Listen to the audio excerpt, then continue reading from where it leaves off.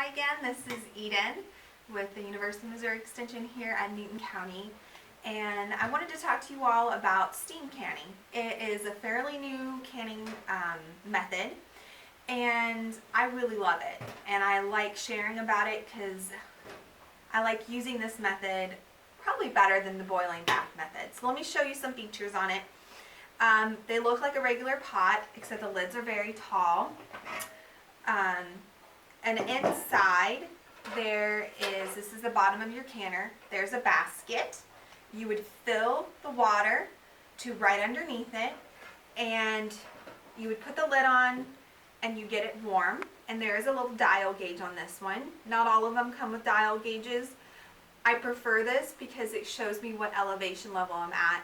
And once I'm in the green zone, then I start my timer for processing time.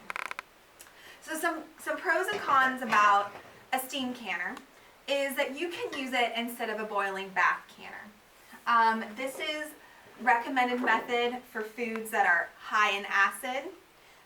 It is not recommended for low acid foods. So you can process a lot of your jellies and jams, your pickles, your salsas, and things of that sort. Some things to keep in mind about processing in a steam canner. Again, foods must be a high acid food, okay? So nothing lower than 4.6 in the acid scale. So that means if you're going to do some tomatoes, you want to make sure and add some of that lemon juice in there, so that brings that acidity, okay? The jars must be heated prior to filling it with hot liquids, okay? So that's another thing that you must consider, and you need to know your elevation level when you're using these, because it will vary your processing time. Another thing you need to keep in mind is, because you're using steam versus a whole bunch of water, is that there's some things that you cannot do. You cannot process anything that has a processing time of more than 45 minutes or more.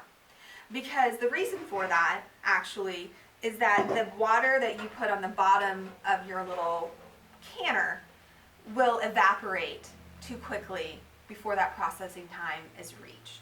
So you would have to keep adding more water to your canner, which every time you would lift the lid would lower the temperature, and you would have to start the process over again. So it would never get to a point to where you would reach that processing time in this steam canner.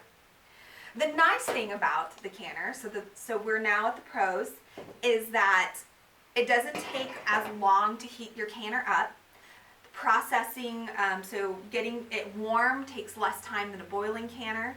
It doesn't heat your house as much. There's not as much steam building up. It doesn't have to take this big old pot. And so I find it to just be quicker. I actually did a comparison between the two, and I still really like this canner quite a bit. It's very lightweight as well. It seems to me to be a little bit smaller than those boiling bath canners. I've just really enjoyed these. I have both at home, and I use them for different applications, but this is a new nifty canning method that some of you might be interested in. So I hope you enjoyed this little segment, and I'll see you guys again next time. Thank you. Have a great day.